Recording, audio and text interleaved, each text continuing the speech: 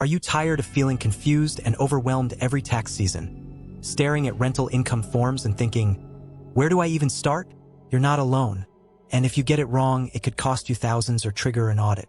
In this video, I'm going to show you step-by-step how to master your Australian rental property tax return online using the ATO's MyTax without the guesswork.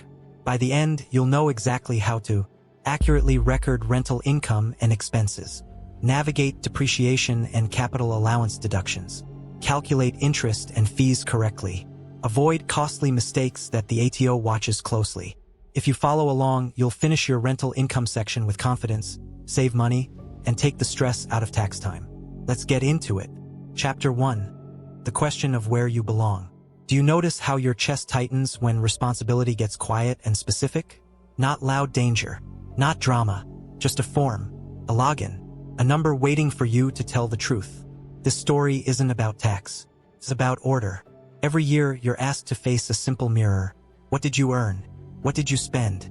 What part of this life is actually yours? Most people rush past this moment. They skim. They guess. They hope the system won't look too closely. That hope is not optimism. It's avoidance. The ancient thinkers understood this well. Marcus Aurelius said that what stands in the way becomes the way. Not as poetry, as instruction. The dull task is the training ground. Logging in, checking details, confirming facts. These aren't clerical steps. They are small acts of sovereignty. Psychologists studying self-regulation, including work on executive function by Roy Baumeister in the late 1990s, found that people who regularly complete low-glory responsibilities build stronger long-term discipline. Not motivation, discipline. The quiet kind that doesn't announce itself. Here's the uncomfortable part. When your records are messy, your thinking usually is too. Not because you're bad, because neglect spreads. So this chapter begins with a decision. Not to rush, not to dramatize, just to sit down and say, this is mine to face. You don't need confidence yet. You need presence. Open the system, not as a chore, but as a reckoning. This is where order starts. Chapter 2. The question of where you belong. Have you noticed how uneasy you feel when a system asks you to define yourself? Not what you want, not what you dream of, but what you are on record. This chapter begins with a quiet but loaded question. Where do you belong? Residency isn't geography. It's alignment. Where your body sleeps matters less than where your life is anchored. Where you work, where you commit, where consequences follow you. Systems don't ask this to trap you. They ask because identity determines obligation. Most people answer quickly. Too quickly. Yes, of course. No, obviously not. Speed feels safe. Precision feels heavy. But here's the truth. Vagueness is costly. Studies on decision-making under ambiguity by Daniel Kahneman showed that when people avoid clarifying uncertain identities, they default to biased shortcuts. You think you're being efficient. You're actually being careless. Then comes the question of partnership. Were you alone, or were you bound to another? This isn't romance. This is structure. Shared life changes the math. Shared responsibility changes the truth. Seneca warned that confusion grows where roles are undefined. When you don't clearly state who stands beside you, systems will assume. And assumptions are rarely generous. This might sound cold, even bureaucratic. But Stoicism never confused clarity with cruelty. Answering these questions isn't about pleasing an authority. It's about refusing to lie by omission. So pause here. Don't perform. Don't rush. Define where you stand. Define who stands with you. Only then does the path forward stop wobbling.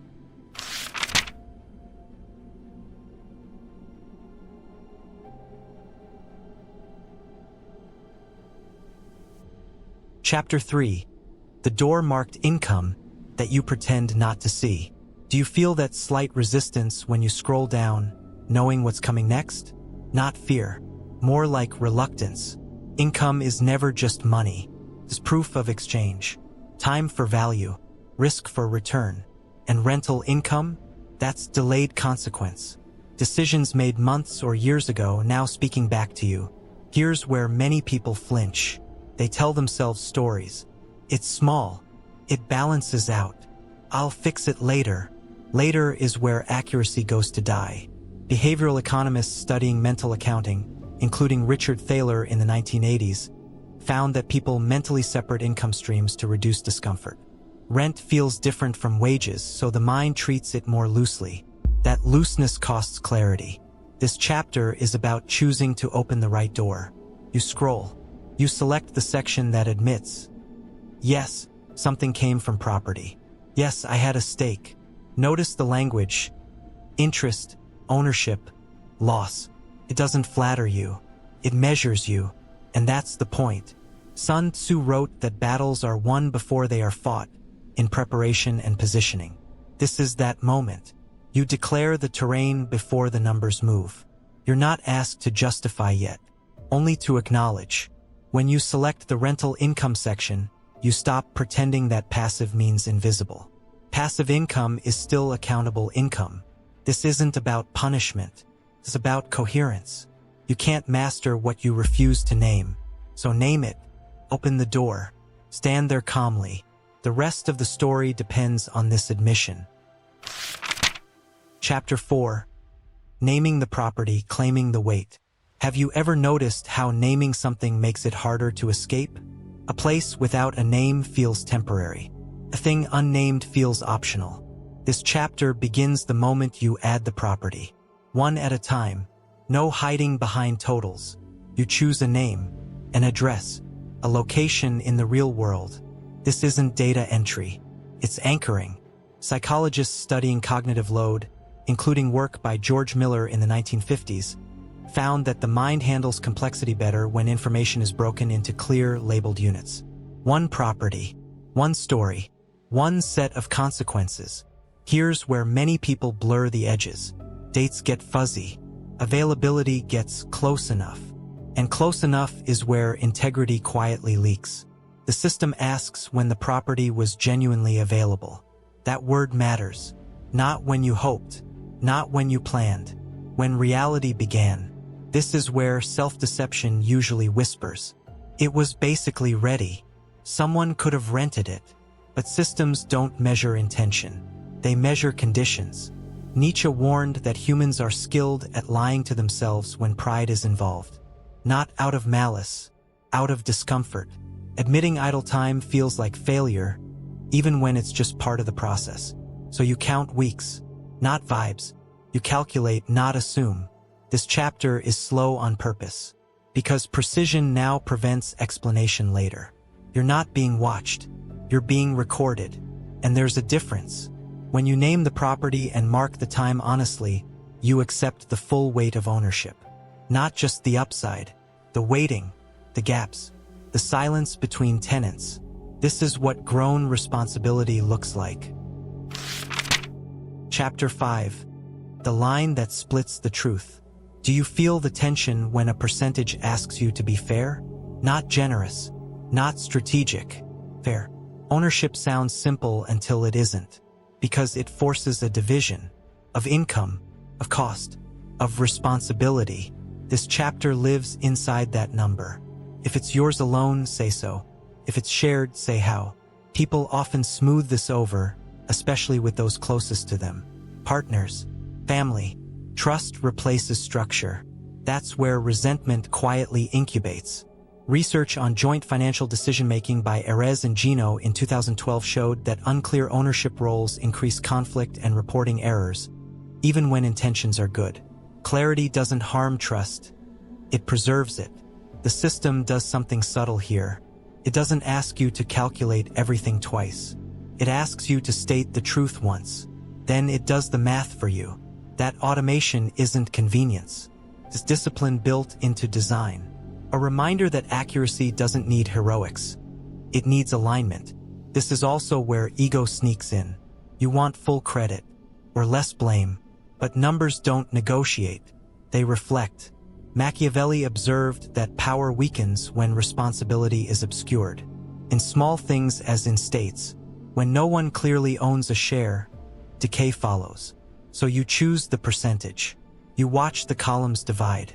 You see your share smaller or larger than instinct wants, and you accept it, because this line isn't about money. It's about proportion, taking only what is yours, claiming all that is yours. Nothing more, nothing less. This chapter teaches restraint. Comment below, what's your biggest struggle with rental property taxes? Chapter 6. Money that arrived while you were elsewhere. Do you ever feel uneasy counting money you didn't actively chase? As if effort is the only thing that should be rewarded. Rental income breaks that illusion. This chapter is where numbers start speaking. Weekly rent, extra payments, quiet deposits that arrived while you were living your life. Here's the danger. Passive income tempts passive thinking. Behavioral studies on income salience by Thomas Gilovich showed that people recall earned income more accurately than incidental income. What comes easily is tracked loosely. That looseness becomes error. So you enter the totals, not weekly guesses, not rounded comfort numbers. Total income, other related income, each in its proper place. This matters because mixing categories distorts meaning. Rent is rent. Compensation is not rent. When you blend them, you lose signal. Stoics warned against confusing appearances with substance. Marcus Aurelius wrote about seeing things as they are, stripped bare. This is that practice in numeric form. Notice how the system responds. It mirrors your inputs. It shows your share without argument. There's something grounding about that. No praise, no judgment, just consequence. At this point, many people stop mentally. They see income and feel either relief or guilt. Both are distractions, because income alone tells no story. Expenses are coming, and they will test how honest you've been so far. This chapter is about respect. Respect for small amounts. Respect for categories. Respect for reality. Count what arrived. All of it. Then move on steady. Chapter 7. The cost of keeping things standing. Do you notice how expenses feel heavier than income, even when they're justified? Money coming in feels like progress. Money going out feels like erosion. But this chapter asks you to grow up about that. Expenses are not leaks. They are proof of maintenance. This is where the story turns from gain to care. Advertising, fees, rates, cleaning, small charges that keep the structure from collapsing quietly. Most people rush this part or understate it, not because they're dishonest, but because they underestimate the value of upkeep. Studies on loss aversion by Kahneman and Tversky in 1979 found that people feel the pain of spending more sharply than the pleasure of earning. So the mind resists looking too closely. It wants to move on. Don't. Each expense has a nature. Some preserve, some repair, some improve. Confusing them creates trouble later. This is where discipline shows. You separate what maintains from what enhances. You record what happened, not what you wish had happened. Borrowing fees, for example, are not interest. They are the cost of access. And access has a lifespan. Claiming everything at once feels powerful. It is also wrong. Stoicism teaches patience with time. Seneca reminded that some things must be lived through, not rushed through. Costs spread over years reflect reality more than impulse. As you enter expenses, you're not shrinking your success. You're revealing its structure. A building without maintenance looks profitable until it fails. This chapter is about accepting that stability has a price, and paying it honestly. Only then can you judge what remains. Chapter 8. Time broken into allowances. Do you feel the impatience rise when the system tells you, not all at once? You paid. You improved. You want the recognition now. This chapter is where time steps in and refuses to rush for you. Depreciation isn't punishment. It's memory. Some costs don't belong to a single year because their effect doesn't. A wall stands. A fixture works. An improvement carries forward, quietly serving days you haven't lived yet. This is where many people get reckless. They blur repairs with upgrades. They call permanence maintenance. That confusion isn't innocent.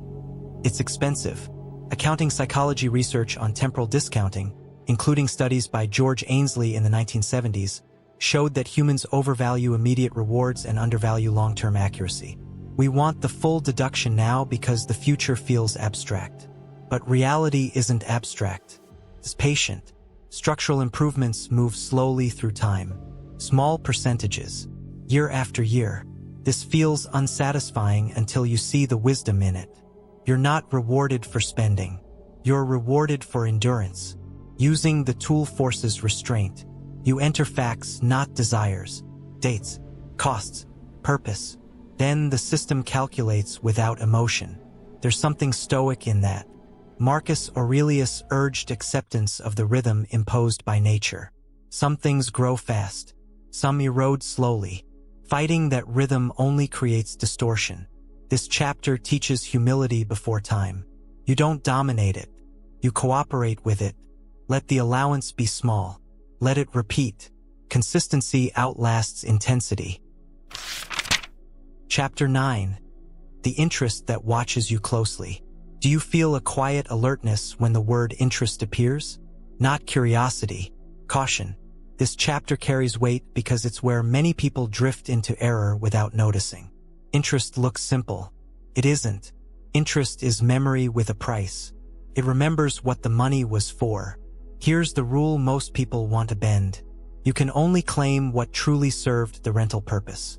Nothing borrowed for comfort. Nothing redrawn for convenience.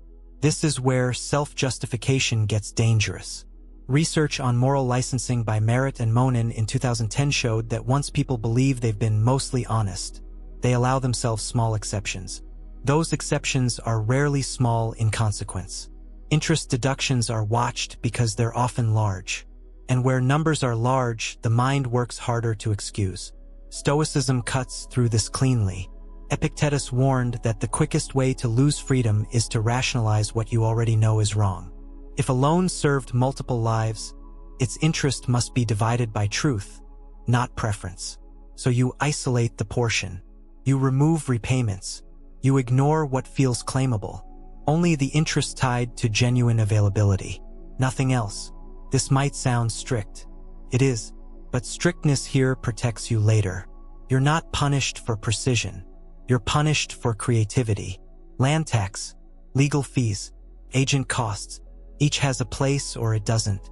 And when it doesn't, you leave it empty. This chapter is about restraint under scrutiny.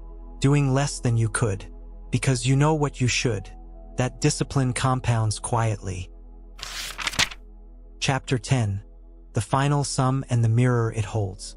Do you feel the strange calm that comes when everything is finally counted? Not relief, recognition. This chapter isn't about totals. It's about what remains when excuses are gone. Income stands on one side, expenses on the other. Between them sits the result. Quiet, exact, unmoved by your intentions. Positive, negative, balanced. Whatever it is, it tells the truth of the year. Many people fear this moment because numbers don't negotiate. They don't care how hard you tried or how stressful the year felt. They only show what happened. Psychological research on self-assessment by Dunning and Kruger in 1999 showed that people misjudge outcomes when feedback is unclear. This is clear feedback. Brutally so. If the property earned, it earned. If it drained, it drained. Stoicism teaches acceptance without flinch. Marcus Aurelius urged facing outcomes without complaint, then adjusting action, not emotion. This is that practice grounded in reality. This is also where responsibility splits again. Your share, their share. No resentment, no pride, just alignment. Before submission, you review. Not to hunt loopholes, to confirm coherence. When you press calculate, you're not asking for mercy. You're asking for accuracy. And when you lodge, something subtle happens. The year closes. Order replaces uncertainty. Silence replaces mental noise. This process was never about tax. It was about becoming someone who doesn't avoid the mirror. You didn't rush. You didn't inflate. You didn't hide. That discipline carries forward. Into money, into work, into life. Thanks for watching, and you like this video, then subscribe my channel.